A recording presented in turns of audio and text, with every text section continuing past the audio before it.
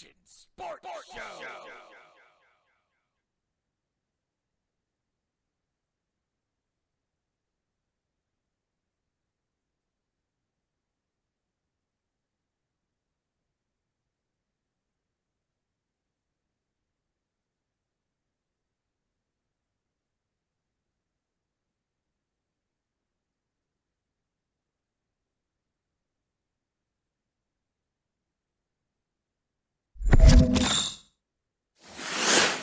Our Nation Sports Show.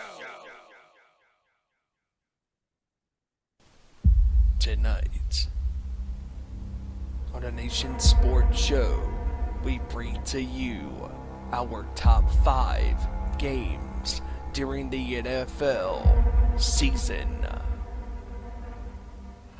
Also tonight, we bring to you the breaking news that broke last week in the National Football League. After losing Super Bowl 58 to the Kansas City Chiefs, Kyle Shanahan has let go defensive coordinator Steve Wilks.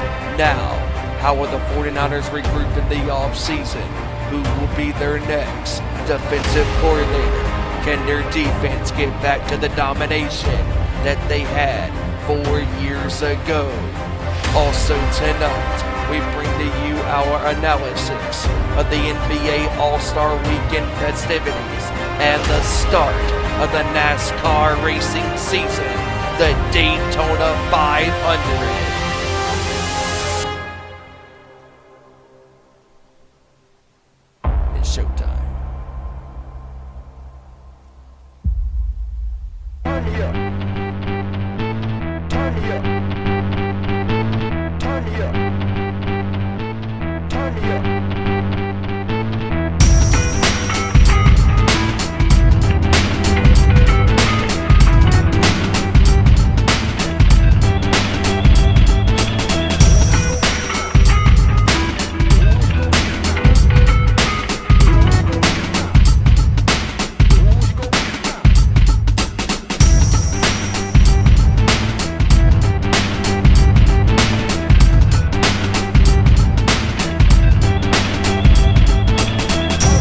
From the good up to the court, talking all that is sport, breaking down the latest news, scores, and more.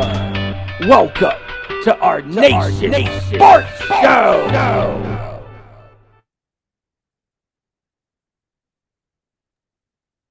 All right, here we are. Ladies and gentlemen, we are live. Once again, it is a Tuesday, so when it comes to sports talk, you wanted the best? Well, you got the best. What's going on, everybody? It is our Nation Sports Show. I'm Mr. Vickery. Thank you for joining us. Live here on YouTube every Tuesday, 7 p.m. Eastern, 4 p.m. Pacific time. Yes, we are not on at 4 a.m., unlike the Elimination Chamber pay-per-view this Saturday live on Peacock, but we are here early enough for you guys to enjoy a little sports talk before the wrestling. So why not? We're here. We're live. We thank you guys for joining us. It's going to be a great show. We got a good amount to talk about. Of course, the NFL season is over, but we're still going to give our top 5 NFL games. Obviously, we got that to get to. Of course, NBA news, the All-Star break this past weekend. We're going to get into that. And then other news we're going to get into as soon as it becomes available.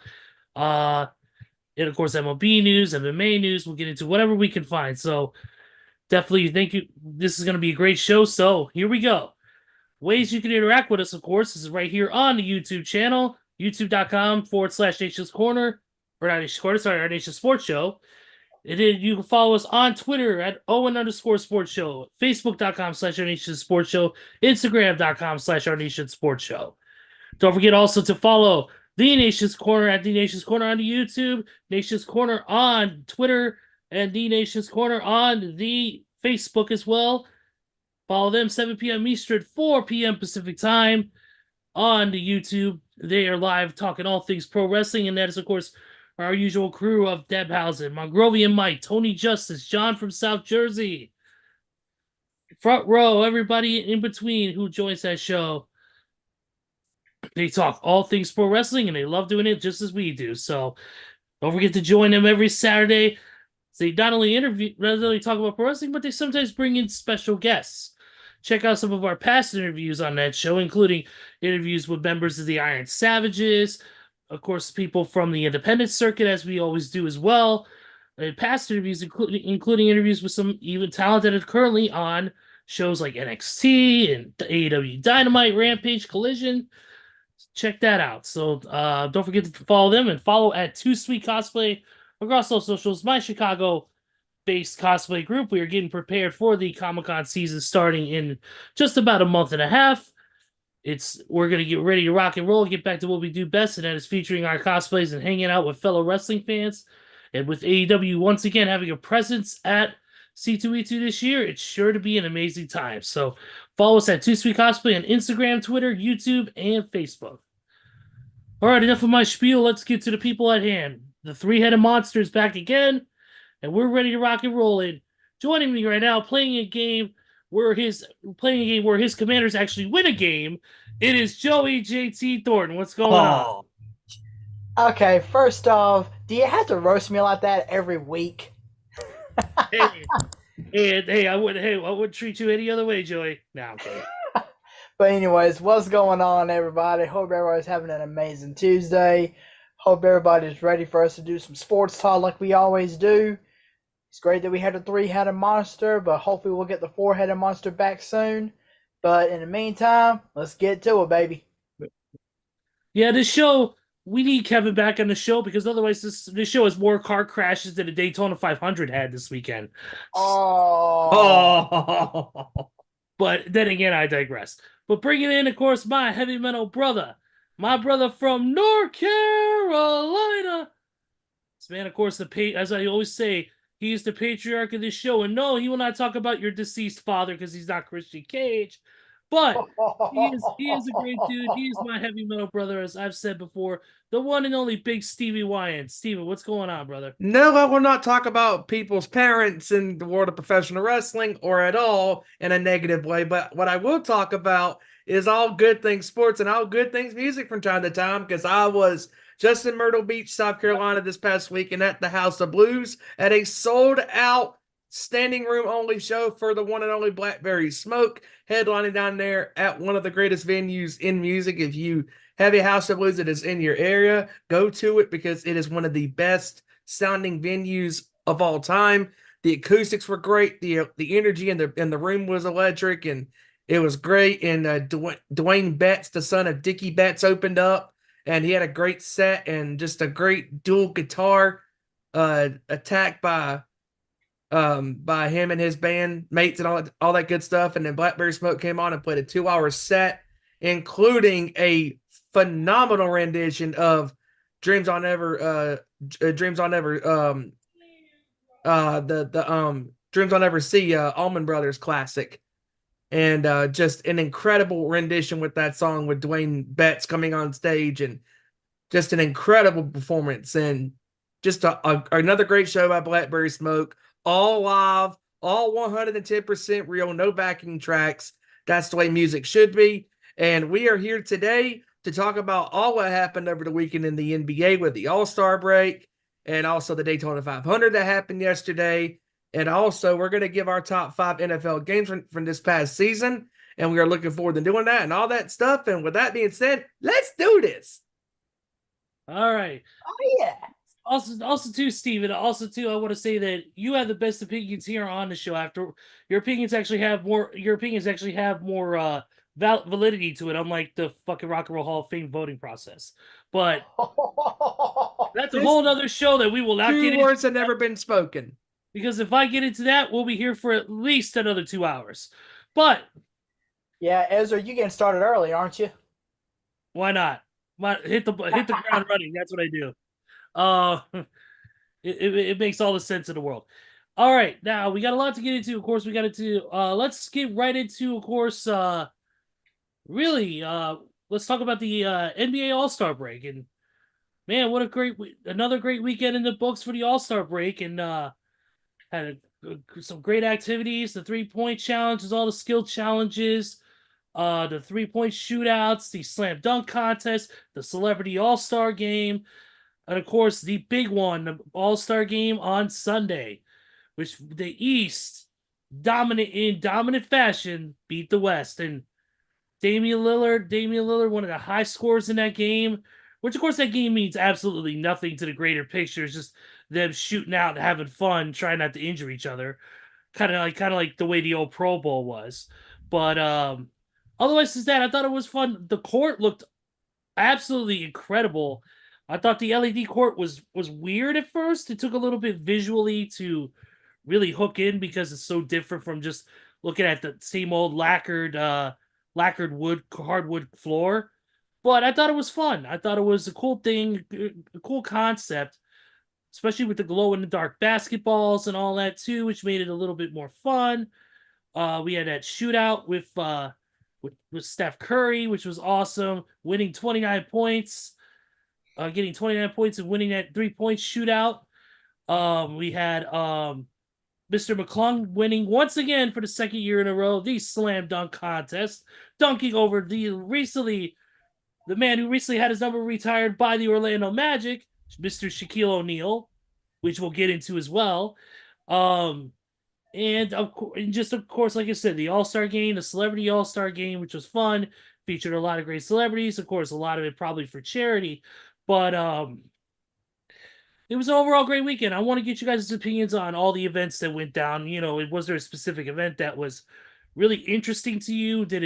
Was the one that surprised you being what it is and having so many high caliber shooters and players and acrobatics in this fucking contest? What are you guys' thoughts? All right, so I'll go ahead and get started off on this one. So obviously the 3-point contest was pretty legit. I'll give it that. The fact that Damian Lillard was able to go back to back, which is something that's not easy, definitely not easy to do. No. So yeah, that was sort of fun. I think the dunk contest could have been a little better. Yeah, I agree. Than what it was this year, because it's not like the players were going overly aggressive or showing that power that they usually do in previous slam dunk competitions. So, yeah, the slam dunk contest could have been a little better. Do you think that was because they were trying to protect themselves from injury or anything like that? Do you think they're being a little more protective of themselves because they don't want to risk maybe suffering an injury that would hurt their team's progress towards a possible championship, depending on who it was? Yeah, and of course the skills contest was pretty decent. Of course the hometown team, the Pacers, won, which was very nice. But I think my most favorite part was the shootout between Steph Curry and Sabrina Ionescu, because that is something that's not going to happen in just one All-Star game. It's going to happen in multiple All-Star games in years to come, or multiple All-Star weekend events in years to come, because this, I think, is what put the All-Star game on the map. The fact that you had the hottest shooter from the NBA against the hottest shooter from the WNBA, not only playing against each other, but playing for their respective charities. That right there is what made the whole event worth watching. And yeah, I know Sabrina Ionescu came up just a little bit short, but the fact that she was shooting from the NBA 3-point line, which is a few feet back from where she's used to shooting from, I mean, she gave Steph Curry a run for his money, and I'm amazed at how well she did. But now the worst part. My opinion, the worst part of All-Star Weekend is, of course, none other than the All-Star Game. Because to me, in at least the past 20 or so years, the NBA All-Star Game to me has become nothing more than a freaking popularity contest with no defense whatsoever. No. I was looking at Facebook last night, and I saw a picture that somebody had put on there of the 2001 All-Star Game, in which the final score was 111 to 110, and I'm just like, that was a competitive game. That is the kind of score you see on a regular NBA game basis. That is where defense was played. But yet you look at this past Sunday's game, 211 to 186. I mean, where was the freaking defense? I mean, they were just letting these players just glide right into the lane for an easy 2 points or an easy dunk.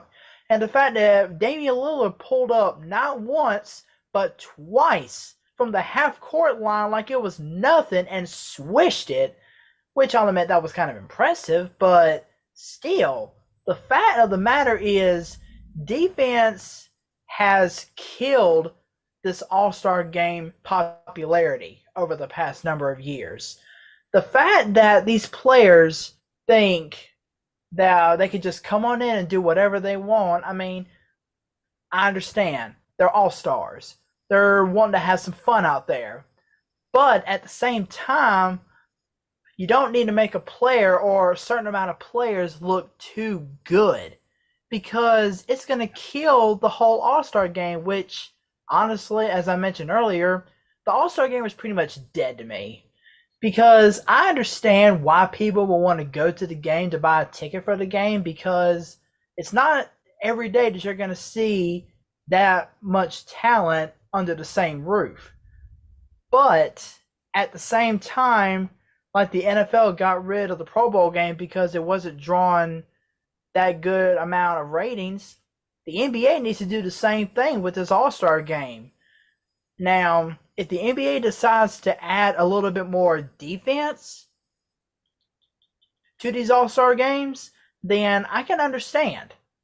But as of right now, and this is my personal opinion, the NBA needs to get rid of the All-Star game, because defense also needs to be a factor.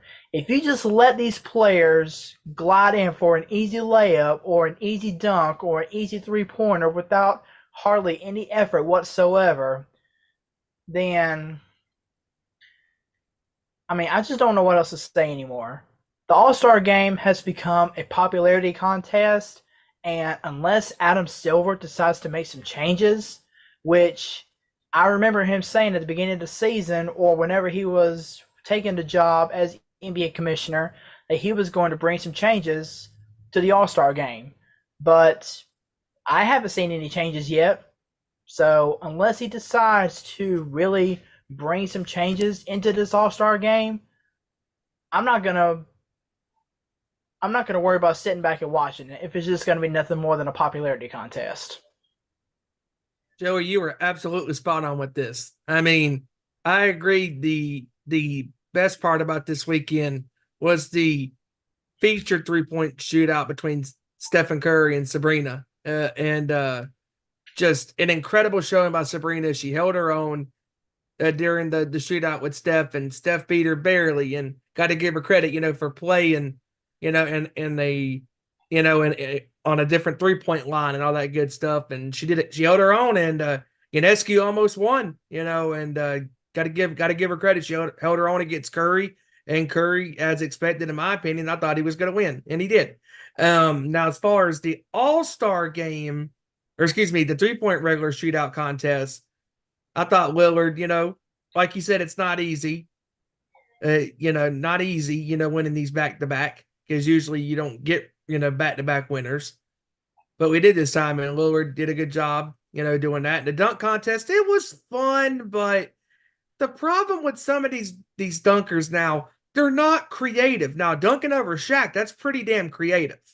I mean, but Jaylen Brown is not.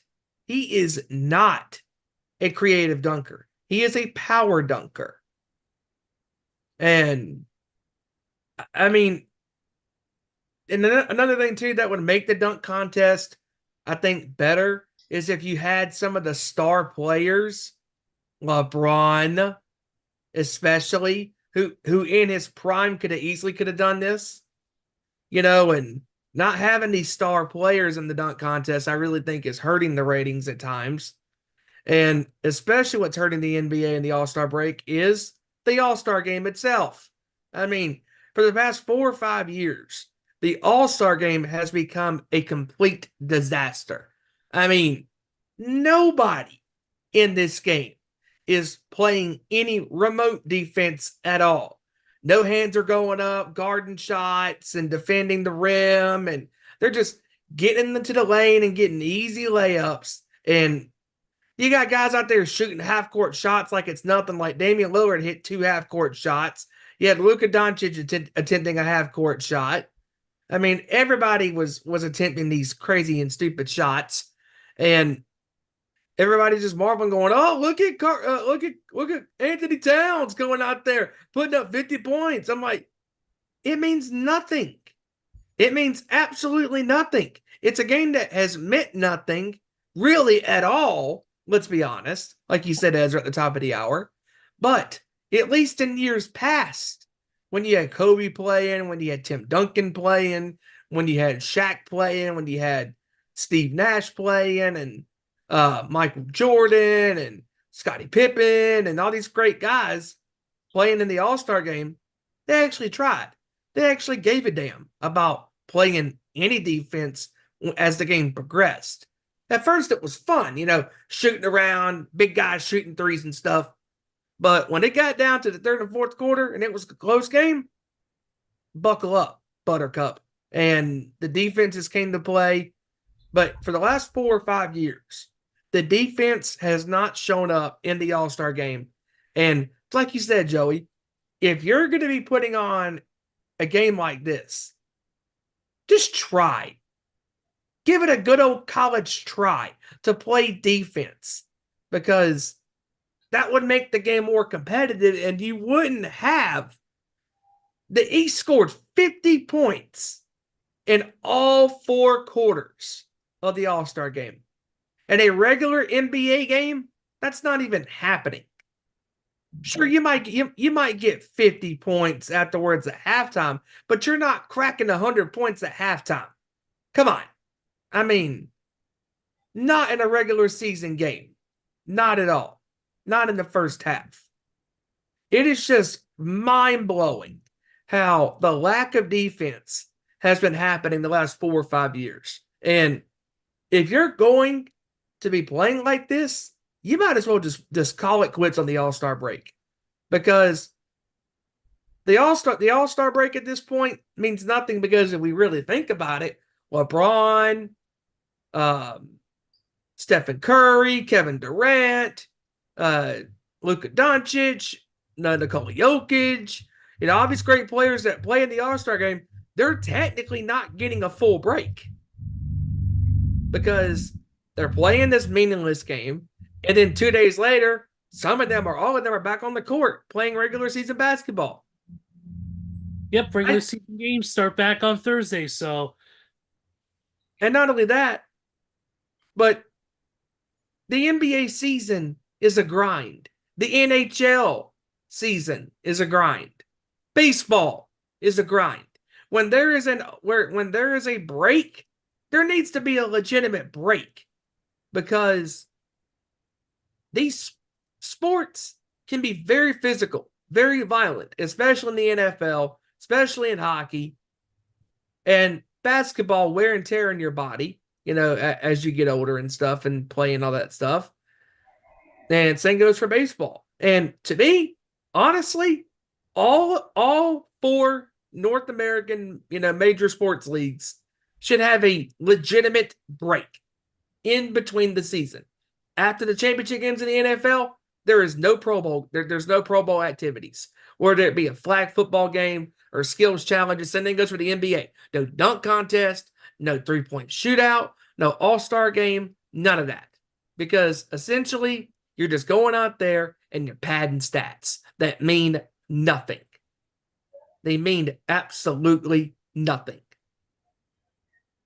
The only sport that's playing for something is baseball, because obviously the winner of the All-Star game gets to host the World Series. This has to stop. This has to stop.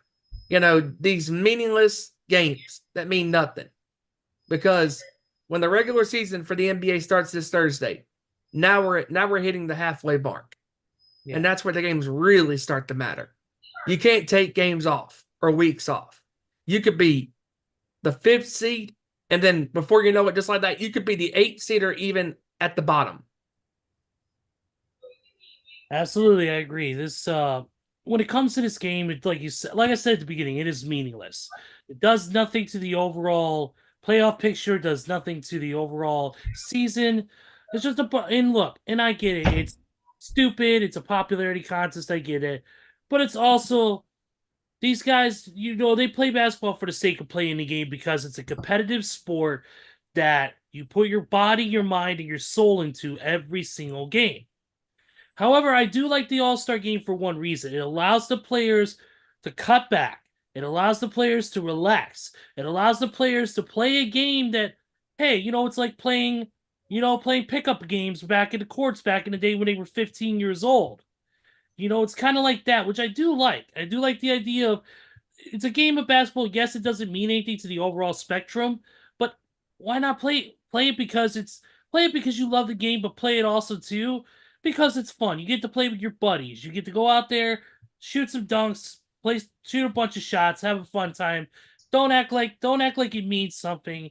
That's the only reason. I mean, I like it on that sense, but I do agree. Yes, it is a popularity contest. It needs to be voted. You're doing All-Star game. It needs to be voted on overall season performance and not just by how many endorsement deals you have, how many shoes you sell, how many fucking State Farm commercials you're in, So it's to me, that's where it needs to draw a line. For me, I have no problem with the game itself because it's just like a fun game, a pickup game, kind of in a sense. It's a pickup game on a grander scale. What it is. If let's say, Steven, you, me, Joey, Kevin, Randy, we all wanted to play basketball. Let's say we all played a pickup game at the when we were younger, but we had millions of dollars, a huge budget to rent out an arena and put on a show, and we had half the talent those guys had. Dude, it would be a spectacle. It would be something like that. And that's what they wanted. They wanted to be a pickup game with a higher budget. That's exactly what it is. It's like putting on a wrestling show with what's like putting on a wrestling show with major talent, but only having like a small budget, kind of like, or a small arena feel. That's what it feels like to me with the All-Star game, just a little bit on a grander scale. And back then you saw these guys, in these. Hold on, Steven. And to me, there should be no reason for them to play hard. Because by playing hard, you are risking injury. You are risking getting hurt. Understandably so. This is a softer league than what it was 30 years ago. And that's something that I do not like, and especially with all the ticky-tack fouls that we see that a lot of these bigger stars get away with. Hence a LeBron, hence a James Harden, hence even a Steph Curry, who get away with, ticky-tack fouls, that they get called on for no reason. That's just, for me, it's a little softer league, and that's why a game like this works in a form it does with the scores that it shows. But it's, to me, I don't mind it because I don't mind it in a sense because, like I said, it's just a pick-me-up game on a grander scale. Just throw it in a cutback and have a little fun and not have to worry about it meaning a game, meaning that they're going to lose a spot in the playoffs or they're not going to have home court advantage throughout the first round or whatever. But I also agree it's popular contest and they need to restructure the voting process. Yeah, I mean, it's just that this is not the way it used to be. I respect your opinion, but I just think if you're going to be out there, and if the players of yesterday like Kobe and Tim Duncan and Shaq and Dirk Nowitzki and everybody out there, and Magic Johnson, Larry Bird, Michael Jordan, all these guys that played in the All-Star game, as the game went on during the first half or so, yeah, it was all fun, pick 'em up game, just having fun. But then the competitiveness kicked in, later on in the game. Now there's no competitiveness at all. Now I understand what you're saying because you don't want the players to get injured, but at the same time, if that's the case, they just don't play the game at all. Because it just, well, for one, it means nothing, and it's not adding to your total numbers of the season. It's just superstar players coming together in respective teams playing a high budget pickup game, and these numbers, like if you score 50 points in a game, it doesn't mean nothing to your total points of the season. It's just an all-star game. I agree. I do agree with that, Steven. It's a slippery slope either way. But It is. it is. But that's the weekend of the That's basically the weekend of the NBA. There, of course, there's no games tonight or tomorrow. The games start on Thursday, so that schedule, of course, you can check that out on NBA.com for all your games and all your listings. But outside of that, we do actually have some news that we gotta talk about, because there was, in the time we were off, some coaching changes, especially with the Brooklyn Nets. The Brooklyn Nets got rid of their head coach, Mr. I believe his name was, here we go, Kevin Ollie. Jacques Vaughn. John Vaughn, yeah. Jacques Vaughn was Yeah, released. Jacques Vaughn. Kevin Ollie is the intern coach. Thank you, Mr. Madden. But yeah, hey, by the way, your command, that's the only time you ever see a commander throw more than 3 touchdowns. Quiet you. I love you. I gotta give you shit. I love your Commanders, though. If I had to pick another team, I'd pick the Commanders, to be honest. And if you're in a situation where you're simming the Cowboys, you're definitely picking the commies. Well, also too, it's one losing team to another, so that way I feel right at home. My Bears, because my Bears ain't doing any better. Right. But yeah, Jacques Vaughn was let go by the Brooklyn Nets earlier today, and Kevin Ollie is now the interim head coach, and he will officially start coaching on Thursday when they play the Toronto Raptors. Other news: Mike Conley Jr. got a 2-year, $21 million extension with the Minnesota Timberwolves. It'll keep him out of summer free agency in the backcourt through 2025 and 2026. How funny you should mention interim head coach, because I think that's what the Milwaukee Bucks are going to have to do now, since Doc Rivers is garbage. That to me is still the funniest thing ever. Adrian Griffin had a better record with the Bucks than Doc Rivers does right now with the Bucks. Yeah, absolutely. The National Basketball Players Association's Board of Player Representatives voted today to re-elect Harrison Barnes as Secretary-Treasurer and Garrett Temple as Vice President. So there's that. Here we go. Wizards guard DeLon Wright has agreed on a contract buyout, clearing the way for him to sign with the Miami Heat upon clearing waivers. Tyronn Lue was fined for public criticism of the officiating, $35,000. Oh, I can't believe these fines for just fucking ripping on the officials, man. It's stupid, but whatever. I mean, when you got head coaches coming out there and they're highly pissed and they're in the media and they're just going crazy, I mean, at the end of the day, I don't blame them. I mean, if the officials are garbage, then they're garbage. It's pretty cut and dry. Speaking of, you mentioned Doc Rivers. Speaking of Doc Rivers and the Milwaukee Bucks, who signed for the rest of the season? Gallinari, Danilo Gallinari. Oh, good for him. Good for him. Who cares? He signed for the rest of the season. And in other news, the NBA announced that Clippers forward PJ Tucker was fined $75,000 for public comments reported during the week of February 5th, expressing a desire to be traded to another team. What? Yeah, they fined him $75,000 for going on social media saying he wanted to be traded. Wow. Wait. If this was LeBron, then we wouldn't be hearing about this. If LeBron comes on Twitter or Instagram or Facebook going, I want to be traded from said team, they're not going to fine him. If Nikola Jokic somehow said Denver absolutely is the epitome of shit stains in the NBA, if they were, he would, if he would have said, I want to be traded, they're not going to fine him because he's a superstar. But How about no? How about PJ Tucker, a role player? Ooh, role player. Speaking his mind. He wants to be traded. Now we're gonna give you a $75,000 fine. Take it on the wrist and leave it. I mean, it is just stupid. Absolutely stupid. I mean, I thought we're supposed to have freedom of speech. Oh, wait, sorry. Free speech is for the dumb. Well, Steven, it's funny that you should actually mention the name LeBron because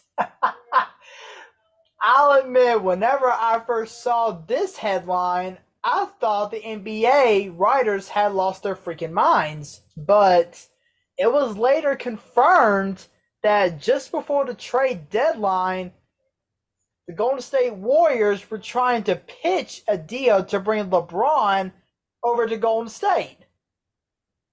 Really? And I'm just like, wow. I was like, you gotta be kidding me. I'm just waiting back for Steven to go off. Oh, thank God that he did not go to the Warriors. Oh, thank God. Because all those schmucks would have to follow him. All the LeBron fanny boys would have to follow Golden State. Oh, LeBron, go to Golden State. Golden State win NBA title. I mean, what are they gonna? What are these LeBron fans gonna say if he did join Golden State? They're gonna be like, "Yay, our savior! He's gonna save another team." And if they win the championship, he'll be the fourth superstar player to win with a different team. I wonder why. Let's see here. Let's see here. Real quick before Stevie gets too on par with his rant about Mr. LeBron James. Since we're talking basketball in general, I figured we pivot over to the world of college basketball and we talk about some sad news that broke this past week, and that is the passing of legendary head coach Larry Dressel. He's a Hall of Fame lefty. Yep, Lefty Dressel. He's the one who helped Maryland come to prominence back in the 60s. He passed away at the age of 92. Yep. Died at his home in Virginia Beach, Virginia. Lefty Dressel was going to be remembered as one of the best coaches of the game because he is the first coach in NCAA history and possibly the only one in NCAA history that led not one, not two, not three, but 4 different schools to 100 wins apiece. That's impressive. Finished with 786 victories over 5 decades. You rarely see any coaches get 100 wins with 2 franchises or 2 schools. But to get it done with 4, that's very impressive. Yeah, he was inducted into the National Baseball Hall of Fame in 2018. Rightly so. Rightly so. We definitely want to send our condolences to the family and friends and fans of Larry Dressel, and that's about it. I really don't have anything else in the world of basketball. Do you guys have anything before we move on? I think I'm good with that. I think I'm clear. All right, let's get into one big MLB note that came out, and that was the signing of the Boston Red Sox picked up Liam Hendriks from the Chicago White Sox, formerly of the White Sox, on a 2-year deal worth $10 million. Liam Hendriks, of course, known not only for being a good pitcher on the White Sox, but also known for his heroic battle against cancer when he defeated cancer to come back and play for the White Sox that next season. Definitely a very heartwarming story. He fought, I believe it was Hodgkin's lymphoma, came back, defeated cancer, came back and played the game of baseball. And Boston Red Sox picked him up on free agency, got him for $10 million over 2 years. Then it's a win-win situation for the Red Sox. Yep, good deal, good contract deal for a very good pitcher, in my opinion. Mm-hmm. He was definitely a cog in a piece of the little bit of success that we did have. Unfortunately, it just didn't work out for us. But really it's Shohei Otani, despite him not going to be playing in the preseason opener, he did hit a home run in his first at bat during batting practice. Ooh. And as many of you, and as we know from last year, that Shohei will not be pitching this year, strictly hitting only. That's a good sign, even though it's batting practice, to be hitting a home run on your first pitch. Oh yeah. Yep, he's of course recovering from elbow surgery, and it's gonna be a bit of a recovery, but he should be back in time for the regular season game. So it's gonna be a lethal matchup there. And that's pretty much it. I don't know. Do you have anything in the world of baseball you want to talk about, Joey? I don't believe so, because of course the baseball quiet. I mean, the Rays added infielder Ahmed Rosario to a 1-year deal. Oh, okay, taking him away from Cleveland. Yeah. I will say though, we're actually going to be getting our first bit of baseball action on Thursday. Actually, Spring training. the spring training will be starting with the LA Dodgers taking on the San Diego Padres at a special time on ESPN at 3:10 on Thursday. Yeah, absolutely. I can't wait for baseball to come back. I'm excited. Let's see. Here's a little piece of interesting info. Okay. One former New York Yankees player, Luke Voigt, who I believe was a free agent, he has joined the crosstown rival New York Mets on a minor league deal, which includes an invitation to Major League camp. Nice.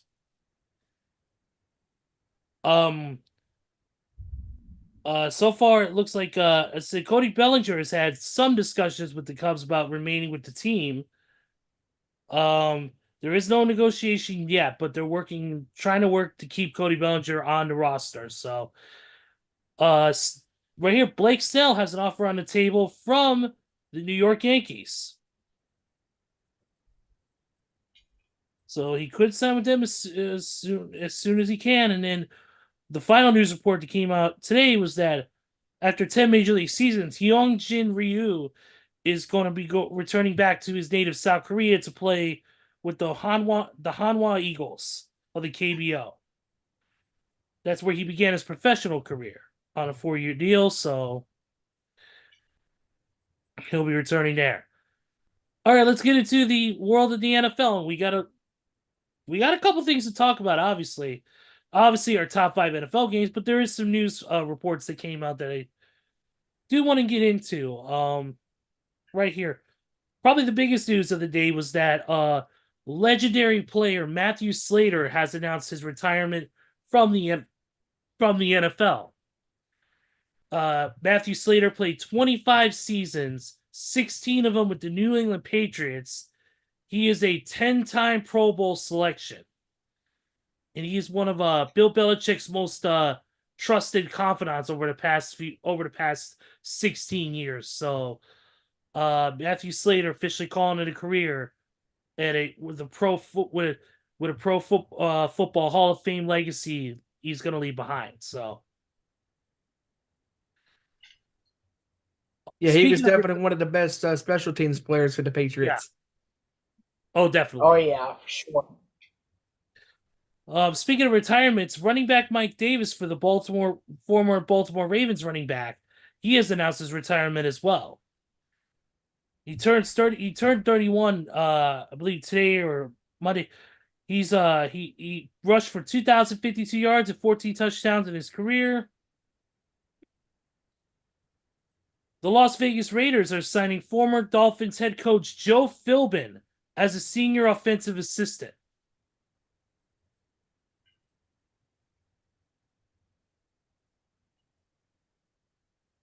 thought Steven froze there for a second. I was like, what? I'm just sitting there going, what? They signed him? Okay. They signed Joe Philbin. Ravens when they were doing so well.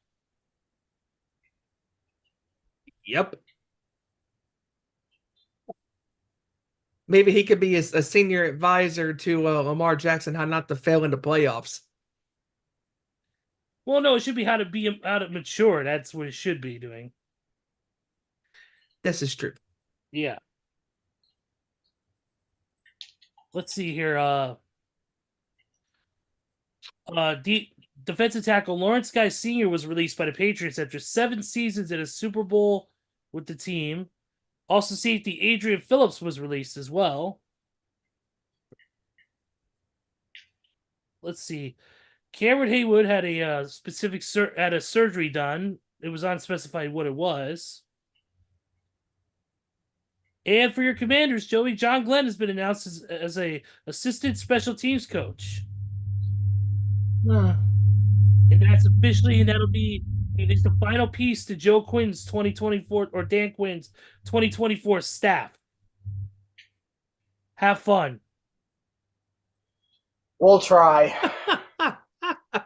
That's all you can do. We'll try.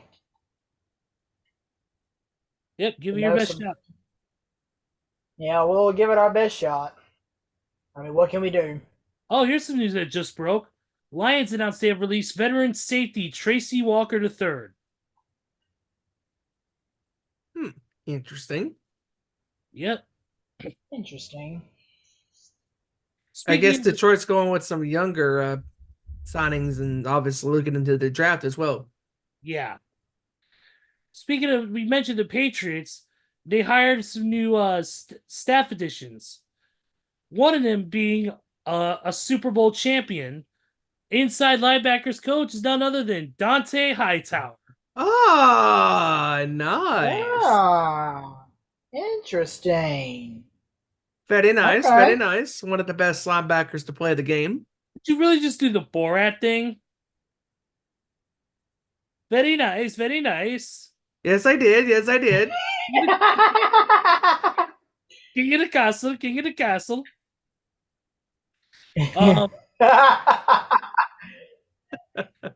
We're stupid. Good news on this front. Steve Mongo McMichael is improving after that staph infection he suffered at that suburban hospital. Says his family hopes he returns home early this week. So some good news there from the Mongo family. Hey, yo, Tony. What's going on, Tony? Tony, is it our Tony? Yes. Hello, sir. Yeah. Tony. How you doing? Yeah. Let's see.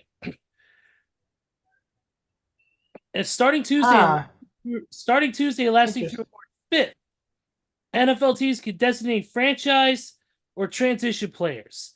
Tag candidates include Josh Allen, Saquon Barkley, Brian Burns, Kyle Duggar, T. Higgins, Josh Jacobs, Jalen Johnson, Justin Matabuik, Baker Mayfield, Michael Pittman, Christian Wilkins, and Antoine Winfield. Look at that talent there on the franchise tag market. My good. Let's go, buddy. Bring it on. Look at that talent out there. I got one thing to say to one very particular NFL franchise. And yes, I'm going to be talking about the New York Giants. Sign Saquon Barkley to a long-term deal. He is the key to your offense, not freaking Daniel Jones. Sign Barkley.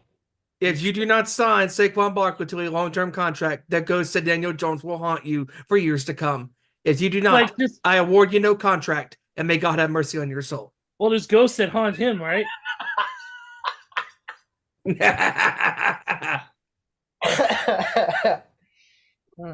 The ghost at MetLife will haunt you for eternity and beyond. Yes, it will.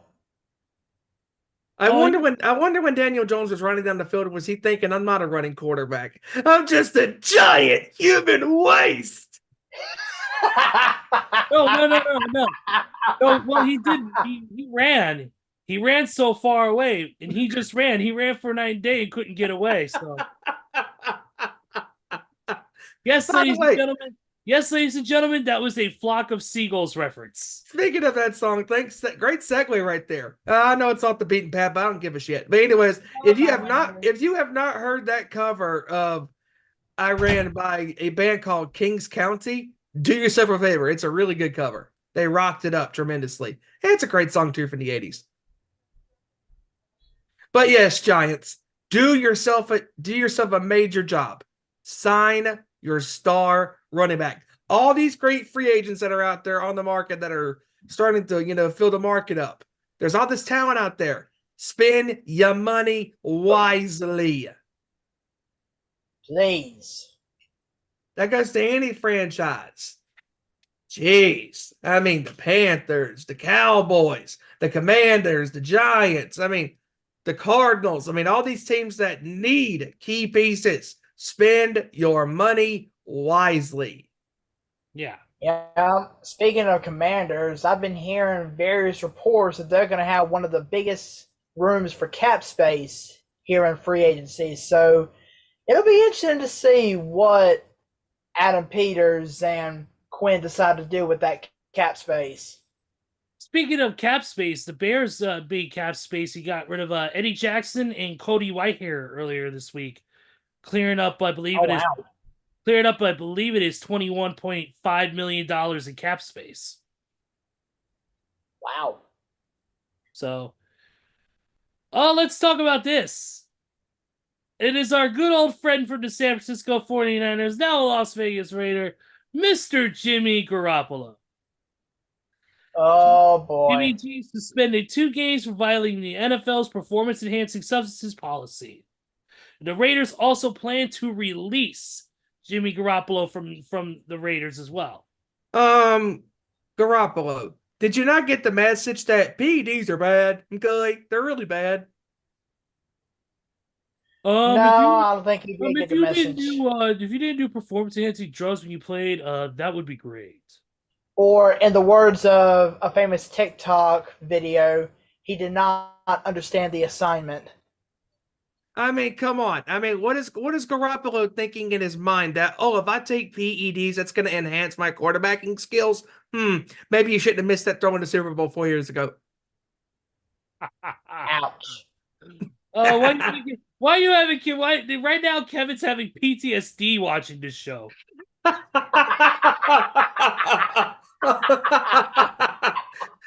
when Kevin makes his return to the show, it's going to be like, how dare you talk about Jimmy Jesus? How dare you talk about my Lord and Savior, Jimmy Garoppolo? Yeah, kind of like your Lord and Savior team, the Carolina Panthers. Man, shut the hell up with that bullshit. Are you kidding me? Are you kidding me? I don't support that sack of crap of you call a GM or owner in my lifetime. I mean, yeah, that team is a dumpster fire. So, Steven, I guess I shouldn't post that video of you celebrating Carolina Panthers gear then? That doesn't even exist, my friend. We don't talk about that. It's like Lulu. I don't know what you're talking about over there, but that footage does not exist. Yeah, you sound like every celebrity sex tape that gets released. I did not celebrate with that gear on. I didn't either. It's okay, Steven. Just wait till the Carolina Panthers win the Super Bowl. You'll become a fan. Never. Of course we gotta talk about the unfortunate news that took place also too, and that was during the Kansas City Chiefs parade. And that is, of course, the shooting that left 1 person dead, over 20 injured. The two people that were arrested have been charged with multiple counts of first-degree murder in this whole scenario. And I actually think they were. Actually, they were charged with second degree murder. Yes, yes, and I was just listening to a press conference today, and the two people that were charged were two adults, and they were both charged with the same crimes at the same second degree, and the felony charges and all that type of stuff, and Yes, and they did not know each other, according to what the article said. they also said that minutes before the shots were fired, one of the suspects was getting into an argument with a fellow person that was there at the parade, and obviously afterwards that's when the shooting happened. And it was a crazy couple of hours. I mean I checked on a couple of people. I checked on Ashley, then I checked on one of my friends that is a Chiefs fan as well. I checked on her to see if she was at the parade, and both of them were not. And just I sent my message to my friend Whitney. She's out in Kansas City with her cousin or with her nephew or whoever it was. Luckily, they had just left. They were just driving out of the parade area when she first heard the gunshots. So yeah, as soon as I heard about the shooting happening, my heart sunk. I was like, "Oh my God, like is Ashley there? Is Cassie there?" And I checked on both of them, and both of them were not, thank God. And for those that were able to get out, you were very lucky to get out unscathed with that, because it was a very crazy scene out there. I mean, to go from celebrating your team winning their second Super Bowl back to back, their third Super Bowl in 5 years, their fourth overall. I mean, it's crazy. Like, to think that at a parade, that has children, at a parade that is supposed to be for everybody to gather to celebrate their team winning. The fact that you had this act of violence at a parade, a fucking parade. It is a disgrace. It is an absolute disgrace. And I mean, I'm not gonna get fully into this because we're a sports show. yeah, But something has to be done. I agree. And watch, they're going to start putting in rules and safety measures to try to prevent this. When we really haven't been having to do this, because how can you accommodate 1 million people going into the streets? Like people that are coming in and out, to this parade, that have the option to go if they want to be at the parade. And it is crazy. And this just goes to show you that football might be a game of where teams go up against each other to win in a regular season game or a playoffs game or even the Super Bowl. But at the end of the day, football and all sports is a brotherhood and a sisterhood. And the Ravens and everybody in the NFL supporting the fans and uniting together as one. And it's a shame that this senseless act of violence erupted at of all things, a parade. And unfortunately, one fatality occurred and 22 others were either shot or there were injuries that occurred, running in a stampede. I mean, when you got that many people running in so many directions, like it was chaotic. It was crazy. And I was just listening into the news and over there in Missouri, and the reporters were stunned.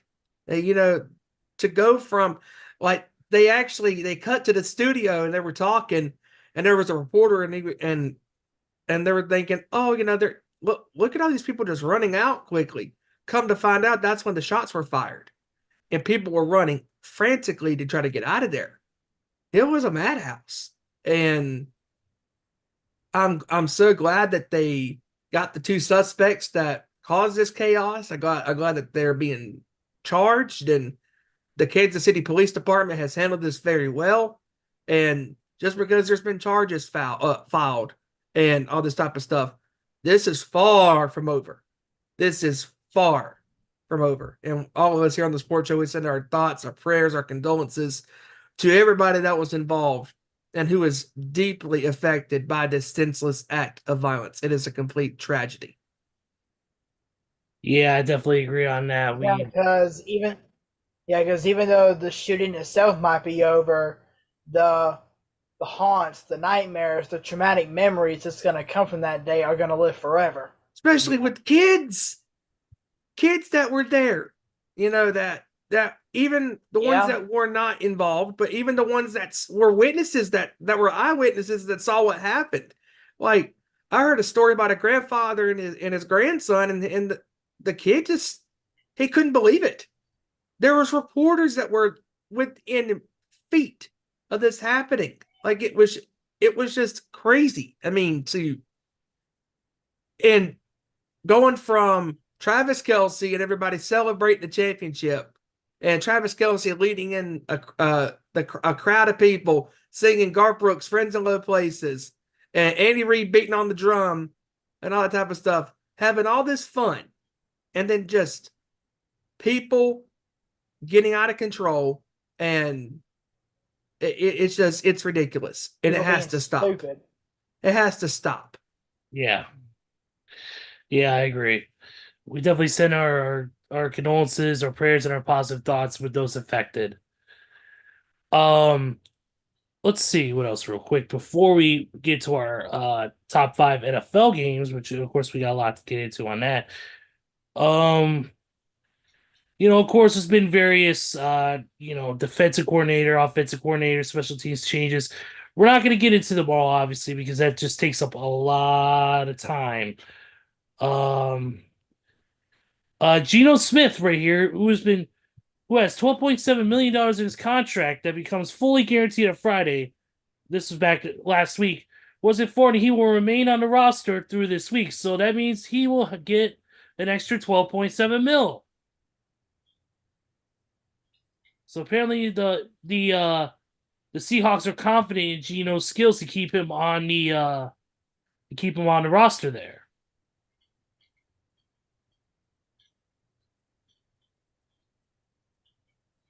Kansas City Chiefs offensive lineman Trey Smith.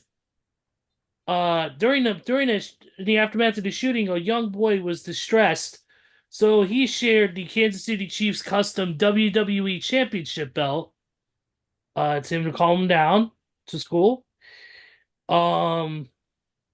Speaking of that belt, I've seen that belt on social media, and it looks amazing. And it's not the typical WWE logo with the plates on it. It's an actually custom-made championship belt for them. So, very cool. Yeah, it's fully custom made, which is awesome. It's different than just the network logo on there or the new logo on there with that. Outside of that, I really don't have anything else. Let's go ahead and get into our. Real quick, I got one thing from last week, and you talked about defensive coordinators and coordinators being fired or let go or changes. Oh yeah, and we the biggest about this one. Steve Wilks. That's out. That's right. Steve Wilks Steve is out. Wilks is out as San Francisco 49ers defensive coordinator after one season. And what I don't understand with this is, I understand. Okay, if Wilks if he played a hand in their defense, the downfall, okay, I can agree to that. Also, however, Shanahan played just as a role in the Niners losing, just as Steve Wilks did.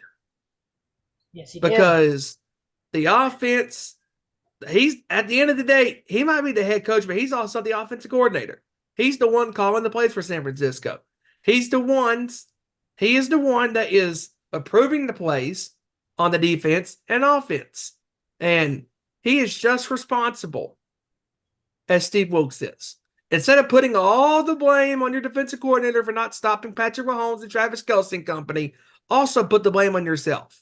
Because not running the ball with Christian McCaffrey, not enough in that second half. That is the reason why the Niners did not win the Super Bowl and the Chiefs repeated as back-to-back champions. It's pretty cut and dry. And I know the defense statistically was not where it was 4 years ago. But if you give him time, I mean, just like Steve Spagnuolo, going to the Chiefs, his first year wasn't the best, but the next year it was better. And ever since then, his defense has been better. I wonder why. You give people time and patience to get familiar with the system.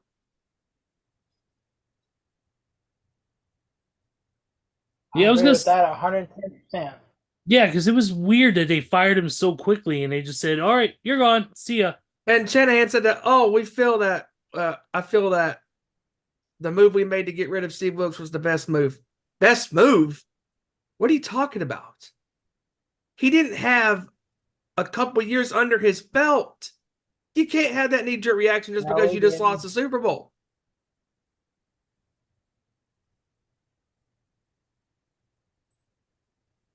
All right, well, that pretty much sets up the news. So how about this? We're gonna take a break. We'll come right back. No, we're not a radio show.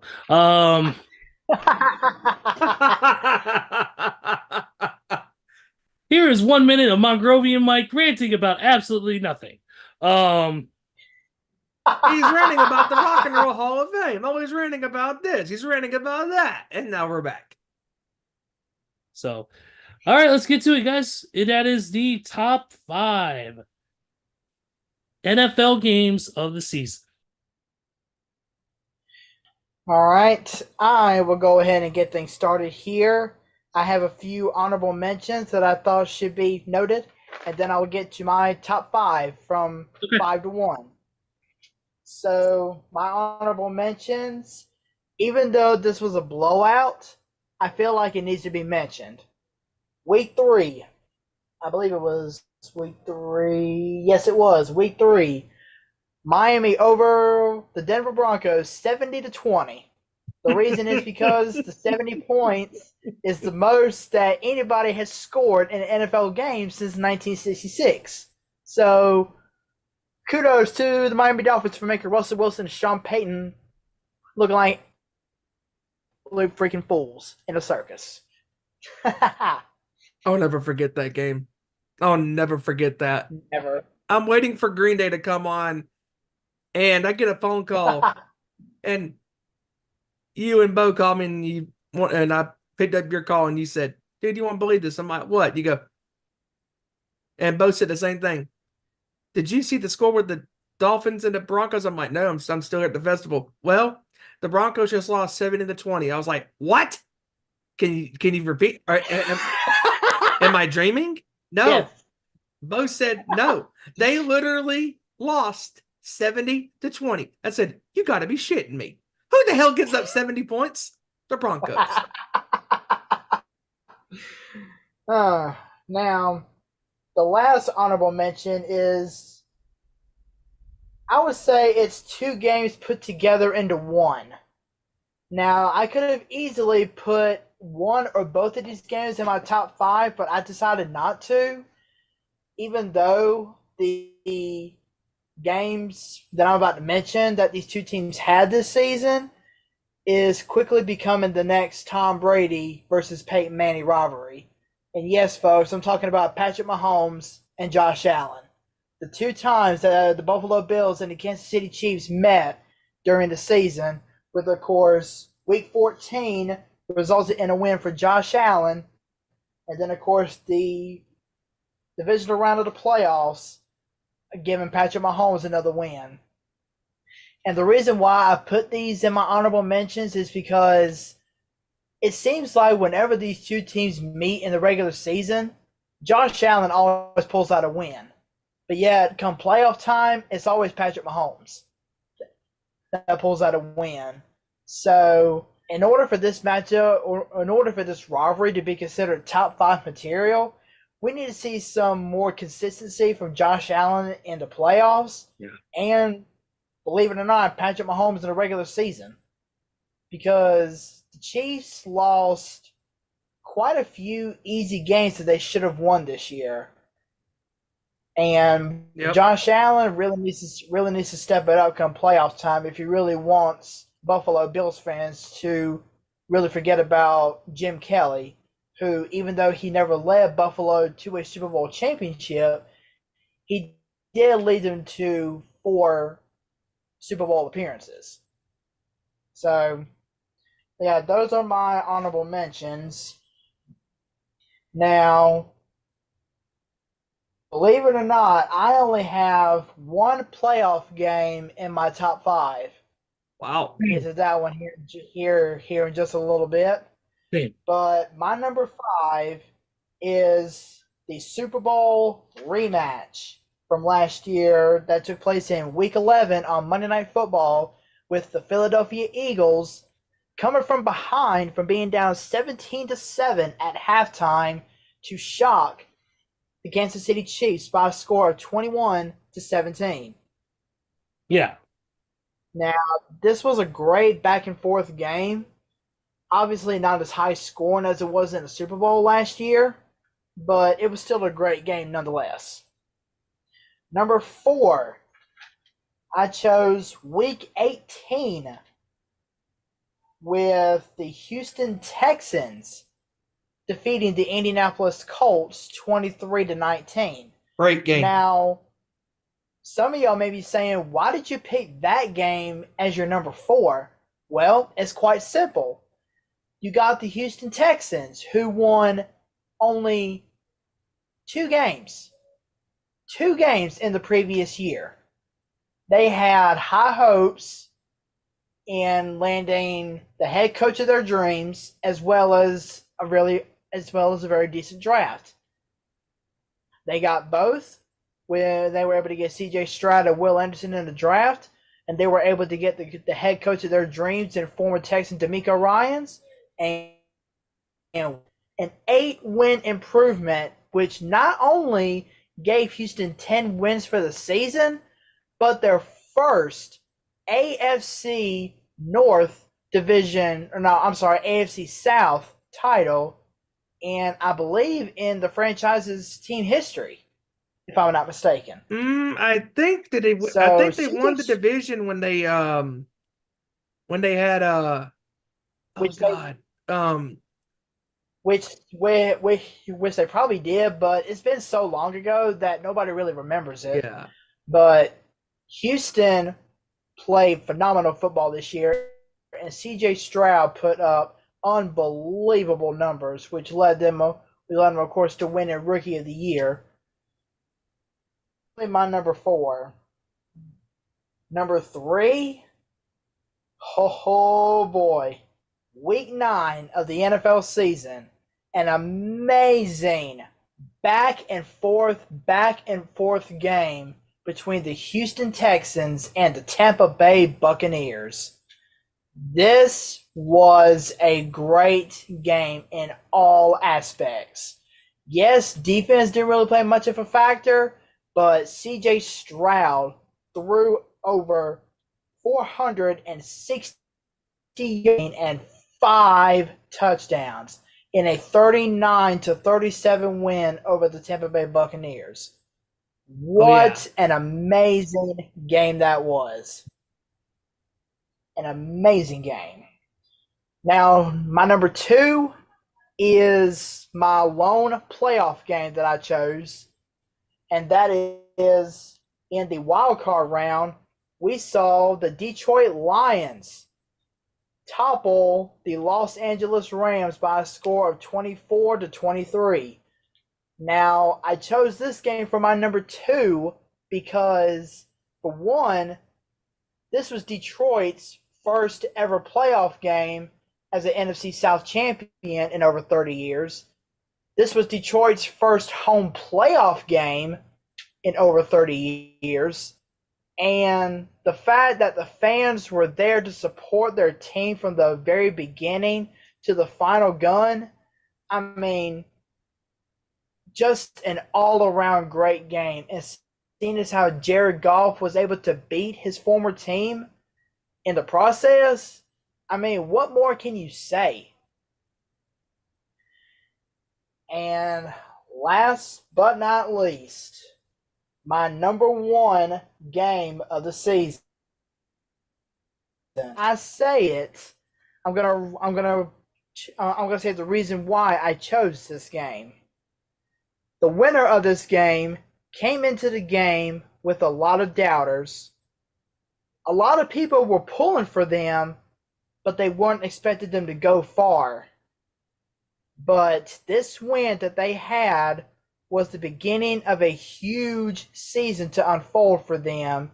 And yes, folks, I'm talking about night number 1 of the NFL, which saw the Detroit Lions pull off an unbelievable upset, shocking the defending Super Bowl champion Chiefs by a score of 21-20. Nobody, except for maybe Detroit fans, of course, were expecting the Detroit Lions to win this game. But the players, the coaches, they knew that their backs were up against the wall facing such a tough opponent to start off their season. But they did not let that rattle them. They did not let it shake their momentum. They went out and played the best game of football that they could, and they knocked Patrick Mahomes and the Chiefs off their game. And the fact that Detroit was able to walk into Arrowhead Stadium and win 21-20 over the defending Super Bowl champion Chiefs is no doubt why I chose this game for my number 1 game of the year. That's a great list, Joey. I love that list. You mind if I go ahead next, Steven? Go ahead. All right, well, my list is a little bit different. My list is based on certain moments, certain scores, certain plays. It's a lot of different things. So my honorable mention happens to be this game right here, and that is the matchup between the Green Bay Packers and the San Francisco 49ers in a hard-fought matchup where it looked like Green Bay was gonna come back, but San Fran pulled off 24-21. An incredible matchup between Jordan Love, not having a great game, 2 interceptions, but the Brock Purdy 23, 39, 252. Run CMC running for 98 yards. George Kittle 4 catches, 81 yards. I thought that was one of the more hard-fought, combative games of the season, and that's my honorable mention. Now, number 5, I have the Bears defeating the Lions 28-13. The Lions were on such a roll and were, just dominating the NFC North, and then the Bears were able to give them a little bit of a shock. Justin Fields played one of his, in my opinion, one of his best games against one of his better games, shall we say. 19-33, 223 for a touchdown, but he also ran a touchdown in on 12 carries for 58 yards. DJ Moore, 6 catches, 68 yards and a touchdown. And of course, Tremaine Edmonds and Jalen Johnson with an interception each. One of my favorite games because we took down basically the kings of the NFC North at the time. Number four is the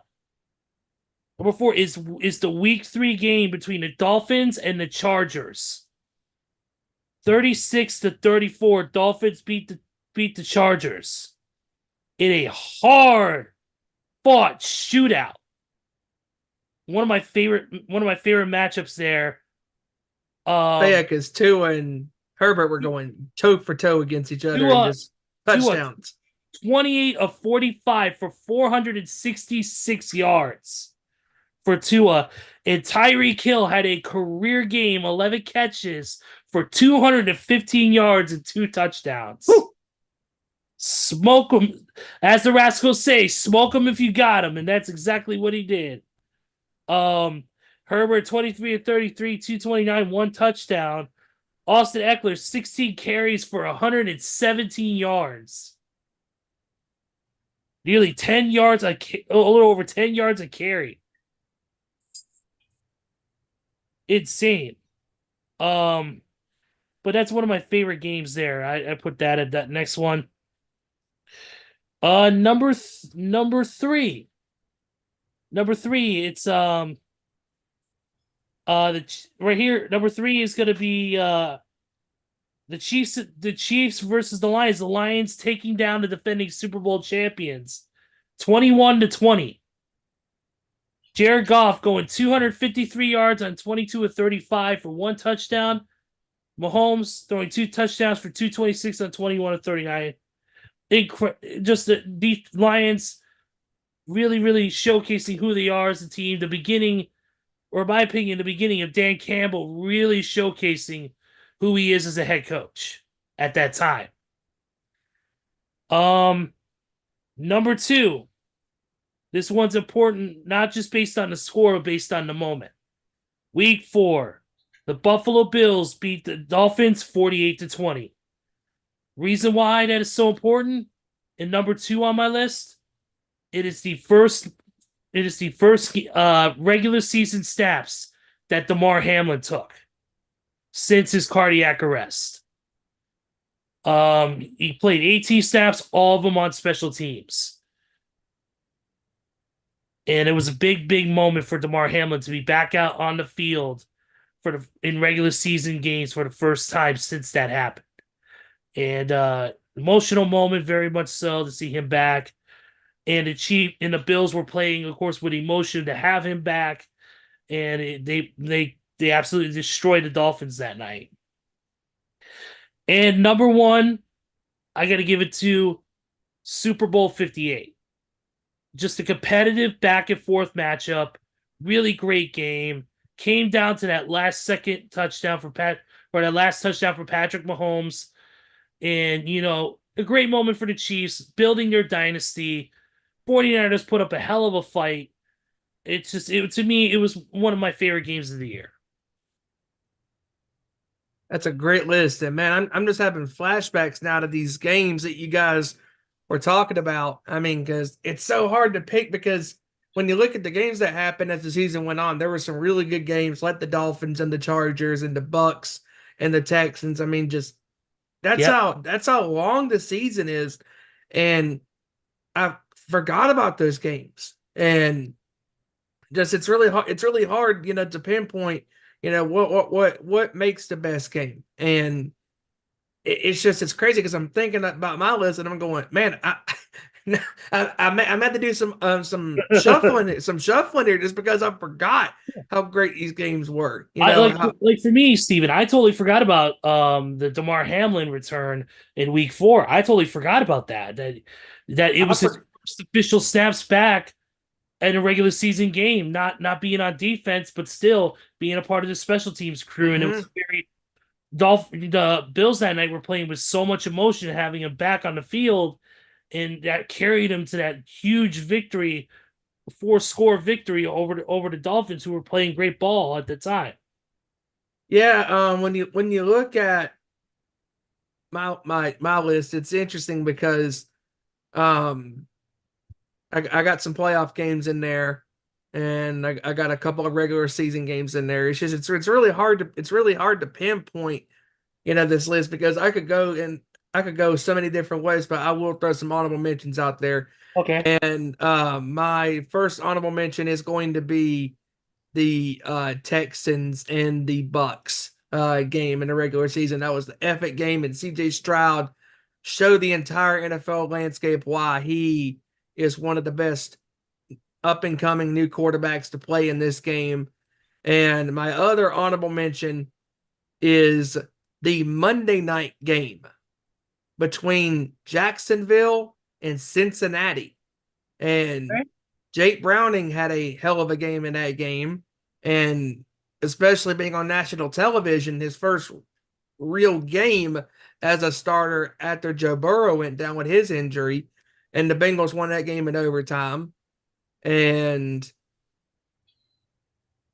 then my third honorable mention is going to be the Chargers and the Dolphins in that epic shootout. It's so hard to really, really pinpoint, if this was like a top 10, yeah, it'd be a little easier. It would have been a top 5, and now remembering these games, it's so hard, to make some shuffles at the last minute. But here's my top 5. So number 5, I have the Texans and the Colts from week 18. That was just a good back and forth game.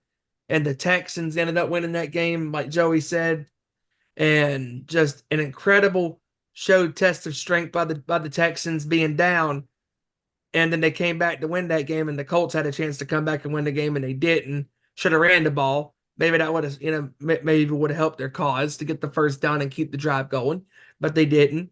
My number 4 game of the year is the Lions and the Bucks in the playoffs. That was just a good back and forth shootout game. It was a fun game. Both teams put on incredible performances. Baker Mayfield, despite throwing the late interception, had to throw the ball late down the field. But got to give a lot of credit to Detroit, for doing what they did this year. My number 3 is the Lions. Or excuse me, my number 3 is the Chiefs and the Bills from the divisional round. And this just a crazy game, back and forth. And obviously the infamous wide right 2 again bit the Bills at the worst possible time. Patrick Mahomes in this game in the offense showed up when it mattered most. Travis Kelce had a great game. Patrick Mahomes had a great game. Josh Allen did not turn the ball over, but he missed some throws in that game. And it's like Joey said, yeah, Allen may have the wins on Mahomes in the regular season, but when it matters the most, the playoffs is what matters. And that's why I got the Chiefs and the Bills at my number 3. And my number 2 is going to be the Lions beating the Chiefs on opening night 21-20 in a shocking, stunning upset that nobody saw coming. And just an incredible performance by Detroit, stunning the entire National Football League landscape and showing the entire world that, hey, we are here and this is not the same old Lions. And my number 1, like Ezra has it number 1, of course, it's Super Bowl 58 from Las Vegas with the Niners and the Chiefs. Just a back and forth game, the ebbs, the flows, the drama, the intensity, and the game went into overtime. And in the end, there can only be one champion in the National Football League, and that is once again the 2-time Super Bowl defending champions, the Kansas City Chiefs. Patrick Mahomes winning his 3rd Super Bowl in 5 years, his 3rd Super Bowl MVP trophy, and I forgot one more honorable mention again that just popped in my head, and that was the Lions' first playoff victory against the Rams in that epic game. I mean, just an incredible atmosphere there in Ford Field with fans that were at their last playoff victory against San Francisco. And just an incredible performance by Detroit and the run that they had this year. And secretly, I was pulling for them to go to the Super Bowl, but it didn't happen. But maybe next year, since Ben Johnson's going to be back as their offensive coordinator, and Dan Campbell's obviously going to be returning. Who knows? Maybe Detroit can make another run at it next year. But just goes to show you how much love we have for Detroit, because the run that they had this year, none of us had them going far. A lot of us had them winning the NFC North title, but a lot of us did not have them making this magic carpet ride. And that's why we love the NFL. And that's why we love sports in general, because you never know. There could be that Cinderella team like in the NCAA men's or women's college basketball tournaments that can come out of nowhere and stun the basketball or sports world. And that's what Detroit did in the NFL, is they absolutely put their stamp on the NFL season for the weeks to come, that just because we're playing you doesn't mean you're gonna win us against us easily. They were not the same old doormat, that people came across. This team was hungry full of young talent, and they will be back. And it's going to be hard, but knowing you got Dan Campbell back still, you got Ben Johnson calling the plays, this team's here to stay. Yeah, I agree on that. Great picks there, Steven. Great picks, Joey. Great picks overall from everybody here in on their top 5 NFL games of the regular season. And that's pretty much it in the NFL world, but we do got a few things. Also real quick, I do want to mention I also gotta mention NFL games. I also gotta present the Academy Award for Best Picture, and that goes to, or for Best Acting, and that goes to the Carolina Panthers for acting like a actual real football organization. And while we're on that subject, can we give the greatest award for the most hilarious folly in this year's NFL season? That is the Dallas Cowboys getting their absolutely shit kicked in by the Green Bay Packers at home, at freaking home against the Packers. Don't let the final score 48-32 fool you idiots. No. You were down 48-16. 48-16. Ooh, we scored 2 more touchdowns and 2-point conversions in the final fourth quarter. Yeah. So what? What do you want, a fucking trophy? Yep. What do you want, Dallas? Sympathy? Oh, we scored 2 touchdowns and 2 2-point conversions. That very rarely happens in the NFL.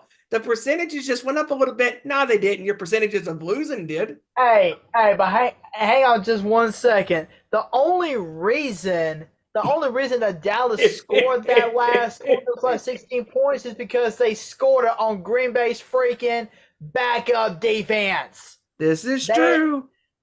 And then, oh, by the way, the one defensive side that the Cowboys had. Matt LaFleur said, you know what, we done embarrassed Dallas enough. Let's send the backups in there so they can at least make this at least try to make this a decent ball game. Oh, and it got pretty interesting, but it was still a little too late. And I'm just sitting there going, Dallas, maybe if you would have quit messing around and screwing around in the game, maybe you would be in a closer predicament.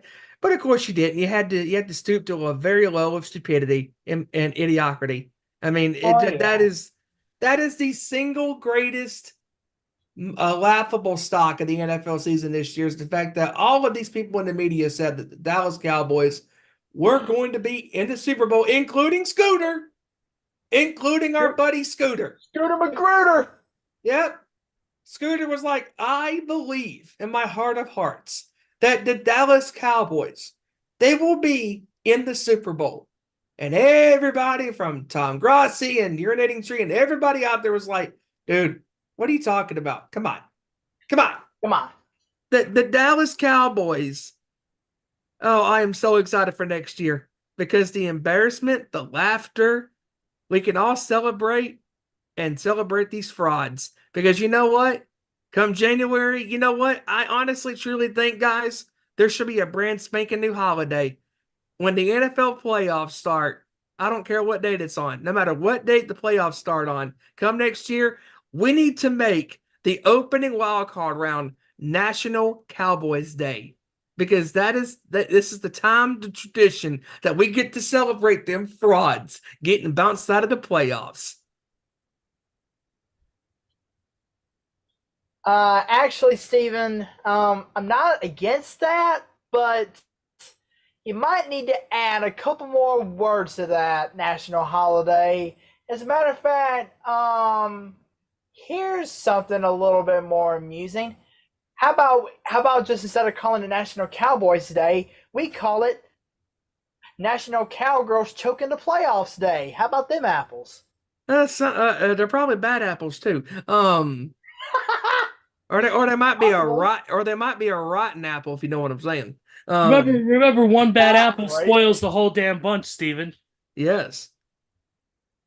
I mean, it's absolutely. You realize the reference, right? I believe so. Okay, quiz. Where's the reference from? Oh my God! Really on the spot? Come on. Yep. But you said you know it, Mr. Know-It-All.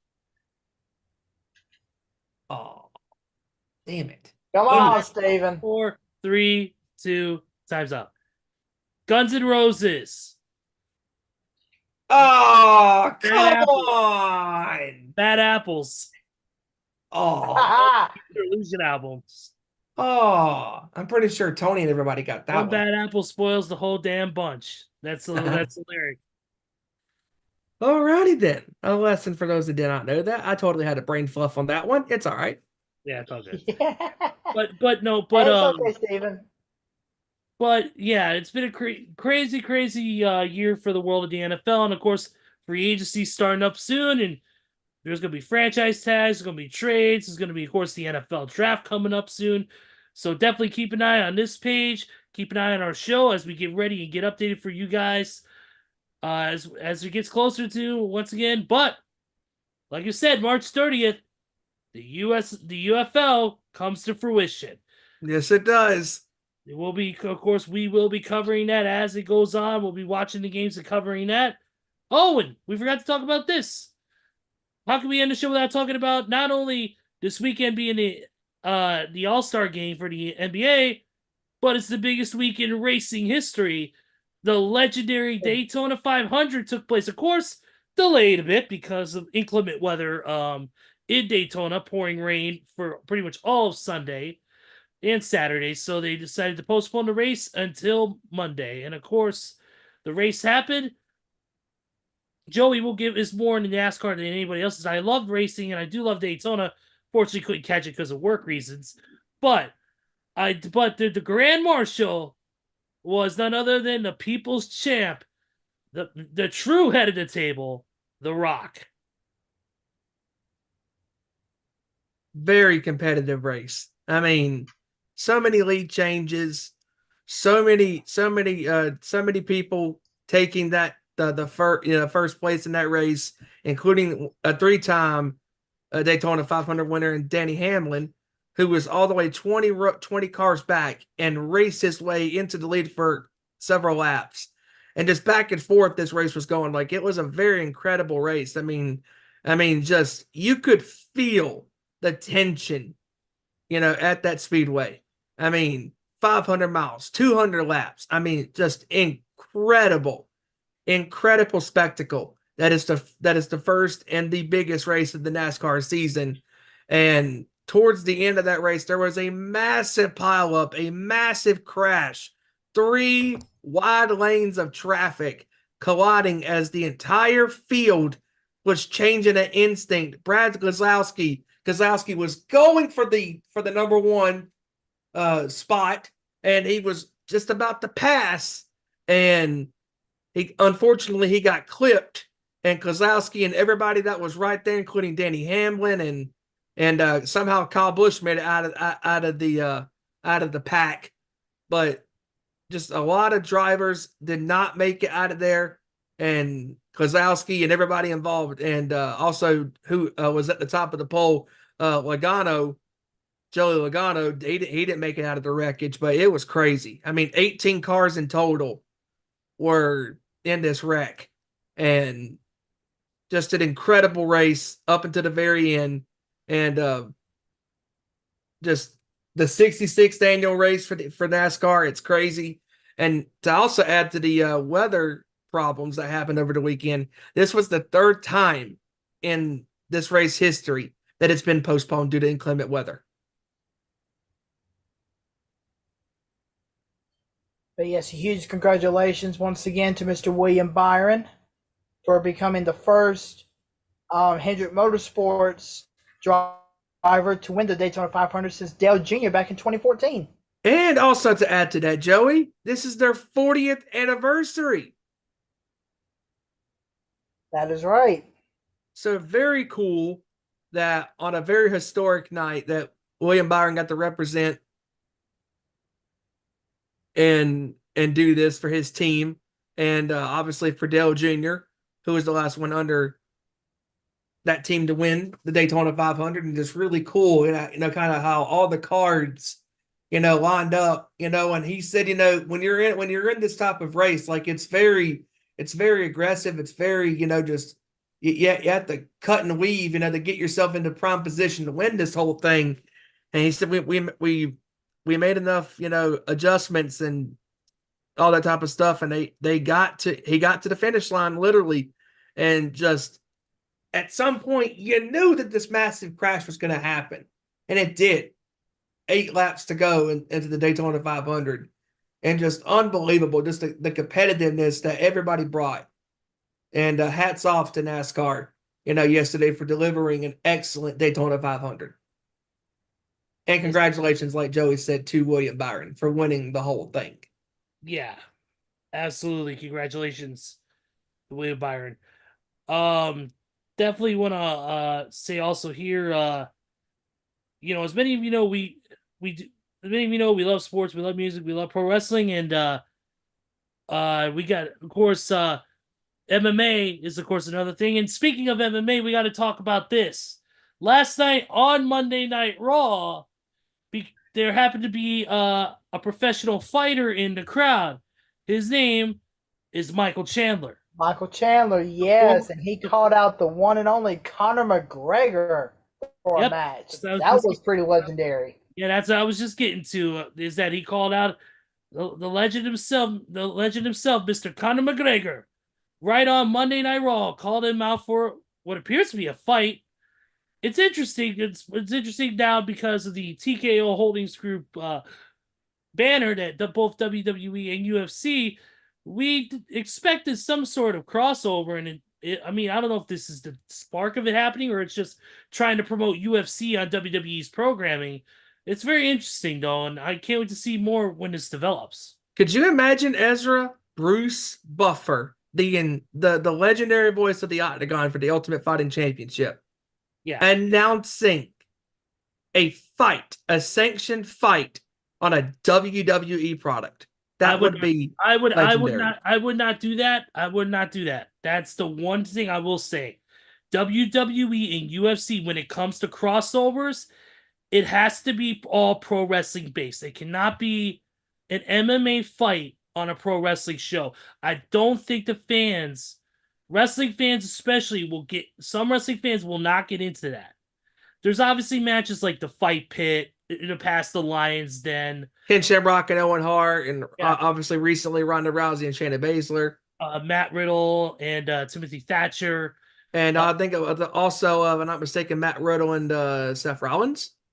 Yeah, Matt Riddle, Seth Rollins. Matt Riddle, Seth Rollins inside the Fight Pit. But to me, I think with an actual, real professional MMA fight, I don't think that would be a good crossover. I think unfortunately for wrestling fans who are not into mixed martial arts and don't appreciate that type of combative sport, that might be a bathroom break match for them. Because they're not going to be seeing Hurricane Ranas, they're not going to be seeing DDTs, they're not going to be seeing arm drags and drop kicks and moonsaults and 450s. They're not going to be seeing technical wrestling. It's going to be guys going in there with the legitimate strategy, trying to outbeat the other guy. And there's going to be possibly some ground and pounds, some takedowns, and a lot of people, even in the MMA world, find that stuff boring because all they want to see is two guys stand and trade.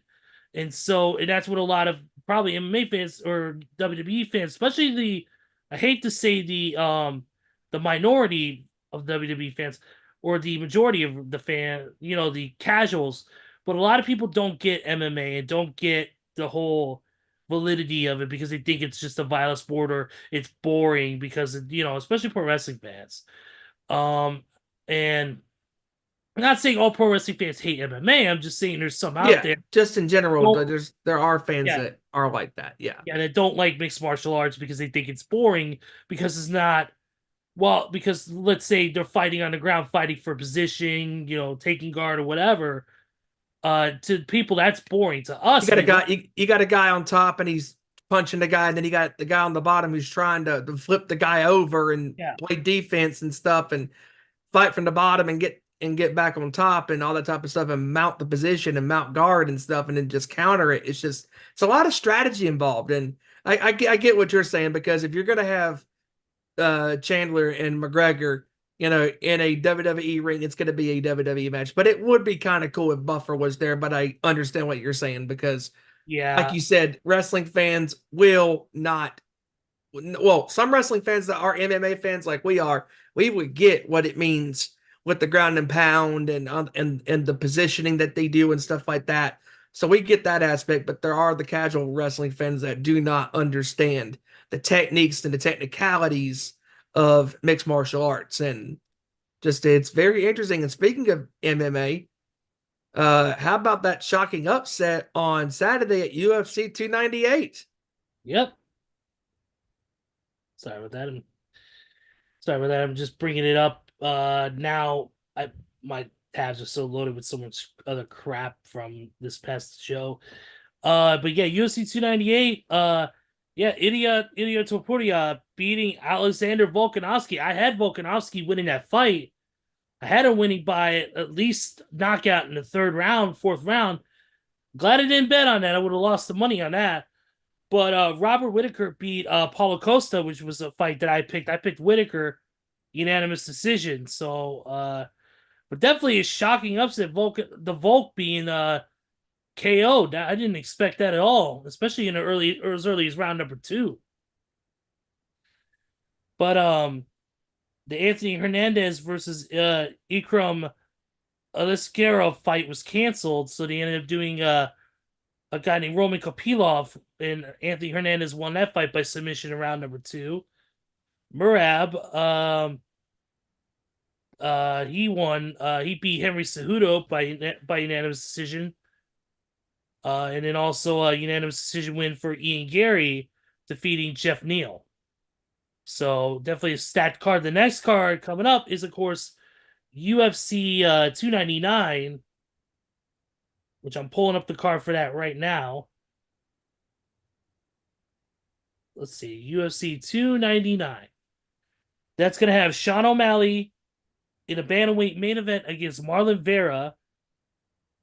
And then a lightweight co-main event right now, Dustin the Diamond Poirier facing off against BDS Benoit St. Denis. Kevin Holland is going to take on the debuting Michael Venom Page, who is 12-0 right now. Venom, of course, coming from Bellator Fighting Championships down to the UFC. That was one of the UFC's biggest signings of the year, was signing Venom to a huge contract, because he's a dangerous motherfucker, that dude is. Gilbert Burns taking on Jack Della Maddalena, and Peter Yan taking on Song Yadong. So that's your main card for the upcoming fight. And of course, UFC 300 still being put together. More information coming up on that as we get closer, but that's pretty much it. That's all I have in the world of news. Anybody else got anything before we wrap it up today? I think I'm good. Think I'm good. All right, closing moments. Joey, you know the drill. Once again, another great show with you guys. Awesome job with the talks about the All-Star game and great choices for the NFL games of the year. Sadly, another NFL season has come to a close, but we won't be suffering from football withdrawal syndrome for too much longer, because like Ezra said, the newly reformed UFL is going to be starting up at the end of next month. Yep. Looking forward to watching some more football with that. And, of course, looking forward to baseball season, because baseball season is right around the corner with spring training games starting up later on this week. And, of course, NBA picking back up with the second half of their season starting tomorrow night. So, sports all around. March Madness is getting closer. Looking forward to that. But in the meantime, enjoy the rest of your work week. Enjoy the rest of the week in general. Enjoy time with friends and family. And we look forward to seeing you guys back next week. Peace out. Absolutely, Steven. You know how to do it, brother.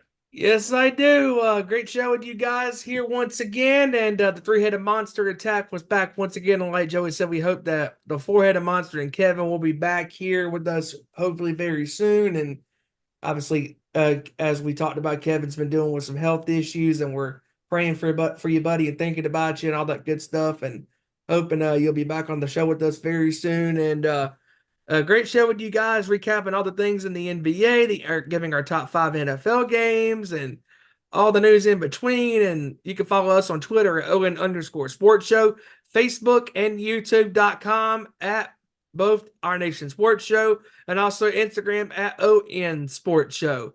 And also don't forget to follow the Nation's Corner on Twitter at Nation's Corner, on Facebook at Nation's Corner, and everywhere else it is at the Nation's Corner on the Instagram and the YouTube as well. And don't forget to check out the show this Saturday as the guys and gal recap all the week in professional wrestling. And happening this Saturday, we will not be up because that time is just egregious. 5 a.m. I'm sorry. Oh no! I will be up at 4 a.m. watching that shit because my New Japan watch trading is gonna pay off. Yeah. To the New Japan people, that will probably pay off.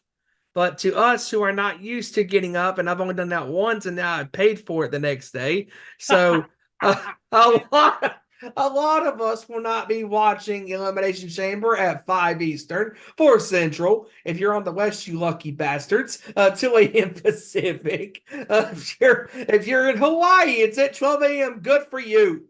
It's going to be a very eventful evening in Perth, Australia, for this weekend as the road to WrestleMania continues, and it should be a very interesting pay-per-view, and highlighted by both the chamber matches and the Grayson Lawler effect with Seth frickin' Rollins and the American Nightmare Cody Rhodes. And we shall see what shenanigans happen on Saturday in the Grayson Lawler effect. And I have a feeling there will be plenty of shenanigans happening. And also Rhea Ripley will be defending her women's world title against Nia Jax.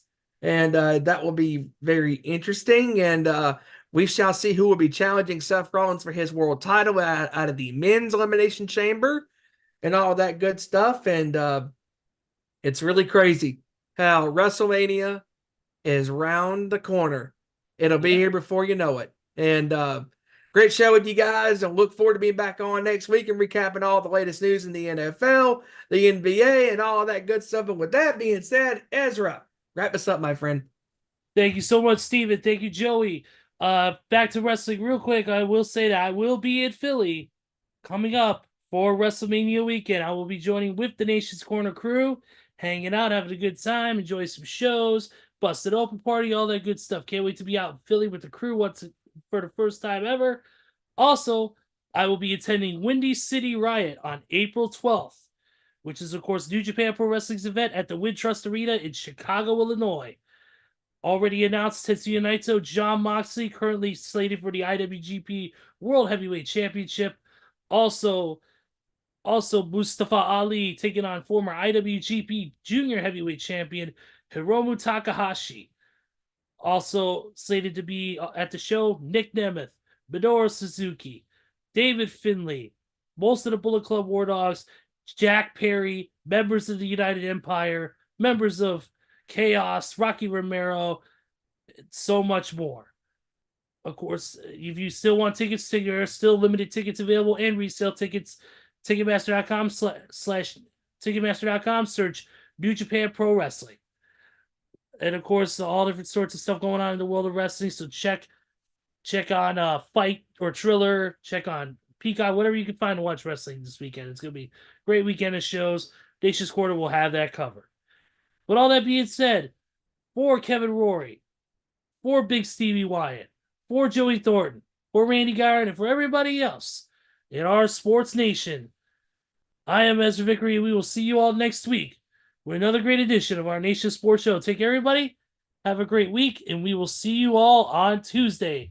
Same time, same YouTube channel. Take care. Peace, love, and hugs, and all that good stuff. We'll see you next time. Good night. Turn me up.